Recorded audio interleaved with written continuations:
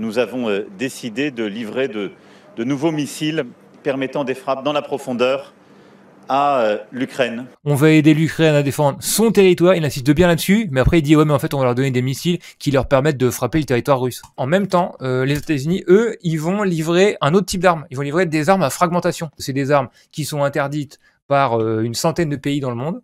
C'est des armes qui font des dégâts massifs dans les populations civiles. Et vous allez voir comment ça marche, c'est vraiment des armes diaboliques. When there was news that the Russians might be using it admittedly against civilians, your then press secretary said this might be the constitute war crimes. Quand les Russes ont été suspectés d'utiliser ces armes contre des populations civiles, vous avez dit que c'était sûrement des crimes de guerre. What made you change your mind and decide to Qu'est-ce qui vous a fait changer d'avis? give them these weapons? Pour voir ce que c'était un peu ces armes à fragmentation, j'ai pas mal de vidéos que j'ai mis de côté, et j'ai ce truc d'Amnesty International, quelles sont les armes interdites dans le droit international humanitaire. La Convention de Genève interdit les attaques dans lesquelles on utilise des méthodes ou moyens de combat qui ne peuvent pas être dirigés contre un objectif militaire ciblé. Bon, c'est exactement le cas des armes à fragmentation. On voit que ça largue un missile, et le missile lui-même se détache, et là, tout ce qu'on voit là, c'est des mini-grenades quoi. Ça s'ouvre et ça largue des tas de saloperies et genre le vent les disperse partout.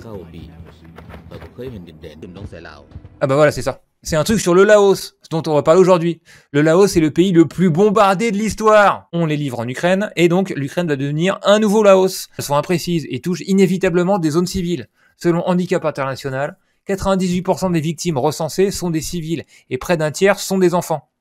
De plus, 5 à 40% des sous-munitions n'explosent pas à l'impact et se transforment dès lors en mines antipersonnelles qui continuent à menacer les populations longtemps après les conflits. Au moindre contact, elles mutilent, brûlent grièvement ou tuent. Ils ressemblent plus à des jouets qu'à des armes de mort et de mutilation. Jaune, vif, rouge ou noir. Certains ressemblent à des boules sifflantes, d'autres à des moulins à vent miniatures. Oh là là. Ouais, je vois ce qu'ils veulent dire, je vois où ils veulent en venir, où il y a des gamins qui vont commencer à jouer avec. Ils sont trop tentants pour qu'une fille ou un garçon les ignore, sans parler des enfants des villages isolés de l'arrière-pays, d'un pays où près de 3/4 de la population vivent dans une pauvreté extrême. Ce pays est le Laos. Et les jouets illusoires sont des bombes à fragmentation. Voilà, c'est la carte des bombardements. Tout ce qui est rouge, ça a été blasté par l'armée américaine. 50 ans après, des civils et des enfants explosent encore sous ces bombes qui sont enfouies. On va les voir sous les champs, dans les terrains de jeu, dans les campagnes, partout. On est en Indochine, ok? Et dans les années 50, il commence à y avoir des gens déter en Indochine, des guerriers russes marxistes qui en ont marre et qui commencent à organiser une guérilla. D'accord? Alors on va pas faire toute l'histoire de la guerre d'Indochine ici. Toujours est-il qu'ils ont botté le cul des Français jusqu'à les foutre carrément dehors après la bataille de Dien Bien Phu. Si vous voulez faire pleurer Guy les dos fauves et des fans des parachutistes, vous leur parlez de Dien Bien Phu, d'accord? J'adore les images où genre, tout est presque en noir et blanc, mais le drapeau il est bien rouge. Il vient les Français, allez haut les mains, ça dégage, ça dégage.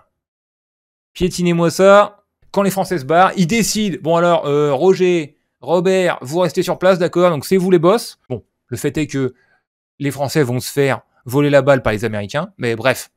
Et donc ils décident, le Vietnam sera divisé en deux, ok? Alors, au nord, il y a les rouges, bon, d'accord, mais on fait un trait à la règle ici, comme d'hab toujours un petit trait à la règle à la française, pour couper un pays en deux. Et en bas, par contre, c'est à nous, hein. Donc, vous déconnez pas, ça reste capitaliste, ok? Parce qu'on a besoin de ça pour exporter toutes vos ressources, en fait. Et à côté, il y a le Laos. Alors, le Laos, il décide, bon, le Laos, ce sera un royaume, d'accord? Donc, c'est peut-être la guérilla communiste qui nous a foutu dehors, mais on a encore notre pote, le prince de machin, donc c'est lui qui va prendre le contrôle du pays. Sauf que les guérillas, elles s'arrêtent pas, parce que les mecs, ils voient bien que c'est une arnaque. Je fais un petit arrêt sur le Pathet Lao. Vous voyez ça? C'est le drapeau officiel du Laos. C'est aussi le drapeau officiel de la guérilla communiste du Laos à l'époque. Le Pathet Lao a peu à peu gagné du terrain contre le gouvernement du royaume du Laos, ce que je vous disais. Ils disent que les villes ont été abandonnées suite aux bombardements, les bombardements auxquels on va venir dans un instant. Hein. Des nanas extra déter qui apprennent à servir de fusil, et une guérilla dans ces pays-là, comme au Vietnam, ça veut vraiment dire des tas de gens partout, des paysans partout, avec leur armée à eux, t'as beau tout bombarder, mais en fait c'est eux qui constituent le pays, vous voyez ce que je veux dire? Donc à un moment donné, c'est ingagnable. Comment ils font des écoles dans des caves? Gros, ils font des écoles dans des cavernes. Là, on voit, ils fument des pipes, mais des bongs, mais qu'on n'a jamais vu par chez nous. Ils sont imbattables, ces gars. Ils étaient imbattables, regardez. Ils prennent des millions de kilos de bombes sur la gueule, d'accord? Non, en fait, ils ressortent de leur caverne école, ils ramassent des bouts, et ils font des fusils ou des outils avec.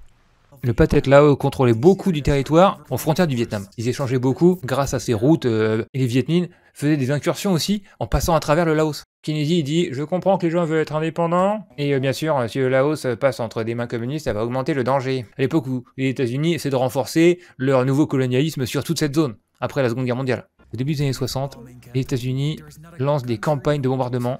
Aucun pays au monde n'a été bombardé autant que le Laos. Les États-Unis ont largué l'équivalent d'un avion plein toutes les 8 minutes, 24 heures par jour. Pendant 9 ans, ils ont visé ce qu'ils considéraient être les routes de ravitaillement des Viet Minh.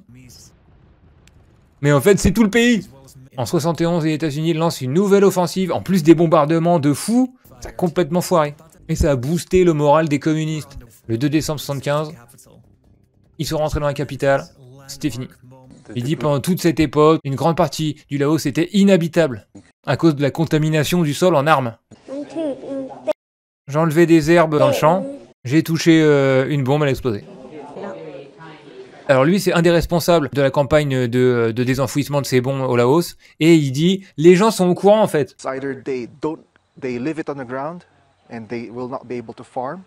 Mais soit ils sont pas capables de faire leur agriculture autour de chez eux, ils y touchent pas, ou alors ils prennent un risque. À cette époque-là, entre le napalm sur le Vietnam, les bombes à fragmentation sur le Laos et les bombes nucléaires sur le Japon, les Ricains étaient vraiment en mode expérimentation sale sur les gens. Genre, alors on a ce nouveau truc, chef, qu'est-ce qu'on fait? Jetez-les sur un de ces pays pauvres qui nous font chier avec un drapeau rouge. Et jusqu'à ce jour, ils ont toujours pas signé les traités de désarmement ni nucléaire, ni sur les bombes à fragmentation. Et je me demande si vraiment ils vont pas livrer du napalm à l'Ukraine la semaine prochaine. Tout ça pour vous dire, voilà ce qui va arriver malheureusement à l'Ukraine dans quelques mois, parce que cette guerre, elle est pas sur le point de finir du tout, puisque personne ne parle de paix en fait. Ça envoie de plus en plus d'armes dans tous les sens. Donc les habitants du Donbass vont se retrouver dans 40 ans, 50 ans, avec des mini-grenades partout dans la terre.